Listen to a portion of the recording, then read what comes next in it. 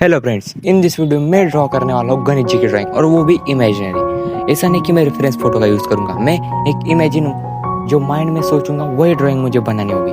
और ये पार्ट 1 है, तो मैं पार्ट 2 भी अपलोड करूँगा, उसमें अलग ड्राइंग होगी, ये अलग है। तो चलिए शुरू करते हैं।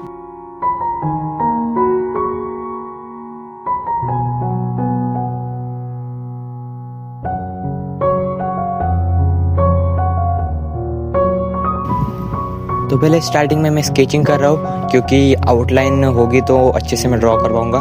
तो मैं पहले अपने हिसाब से आउटलाइन बना ले रहा हूँ, और उसके बाद मैं उसे थोड़ा सा इरेज कर लूँगा ताकि वाटर कलर उस पर परफेक्ट आ सके।